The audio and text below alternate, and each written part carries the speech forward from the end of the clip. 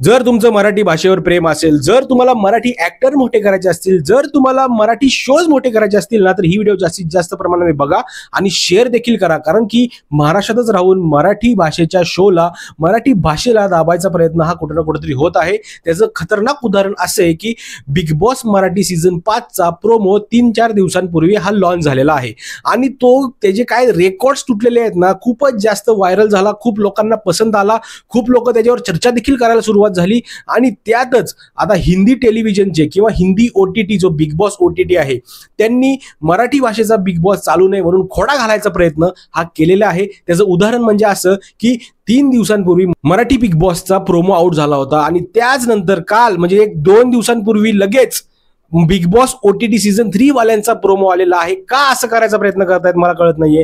Big boss Marathi season 4 देखील याच दृष्टिकोनातून फ्लॉप झाला होता की मराठीचा बिग बॉस आणि हिंदीचा बिग बॉस सोबत चालू झाला होता आणि त्याचाच परिणाम मराठी बिग बॉसवर पडला आणि त्याचा TRP खूप खराब झालेला होता. आणि यावेळेस देखील तेच करायचा प्रयत्न करतात कारण की OTT यावेळेस रिलीज केलाय आणि बिग बॉस मराठी 5 देखील सुरू होत आहे आणि ह्यांची स्टार्टिंग डेट देखील मी तुम्हाला सांगतो मित्रांनो, ही मागे पुढेच असणार 1 आठवड्याच्या अंतरामध्ये. असं पण करणार नाहीत की 1-1.5 महिन्याच्या गॅपनी तो OTT सीझन आणतील, कारण की बिग बॉस OTTचं काहीतरी वेगळंच असतं हिंदीवाल्यांचं. अचानकच लॉन्च करायचं, अचानकच सुरू करायचं, अचानकच धुमाकूळ घालायचा. त्यांची ऑडियन्स खूप जास्त असते, मराठी लोकांना देखील ते बघायला आवडत असतं, सगळं मान्य आहे. पण ऍट अ टाइम 2 शो तुम्हाला का चालू करायचे आहेत हा मला प्रश्न आहे. मित्रांनो, ही व्हिडिओ जास्तीत जास्त शेअर करा, कारण की हा कुठं ना कुठेतरी मराठी शोजला दाबण्याचा प्रयत्न होतोय आणि कुठं ना कुठेतरी हे महाराष्ट्रातल्या नेत्यांना देखील कळलं पाहिजे.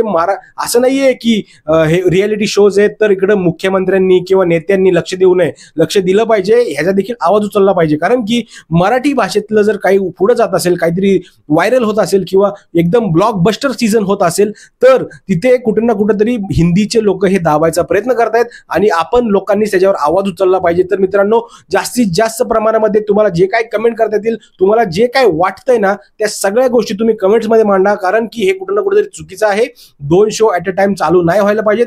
तुम्हाला जर हिंदी OTT वाल्यांना जर तुम्हाला चालू करायचा असेल शो, तर तो 1.5 महिन्यानंतर चालू करा, कारण की तोपर्यंत मराठी बिग बॉसचा चांगला जम बसलेला असेल आणि हे तुम्हाला जमत नसेल तर बिग बॉस OTT कॅन्सल करून टाका.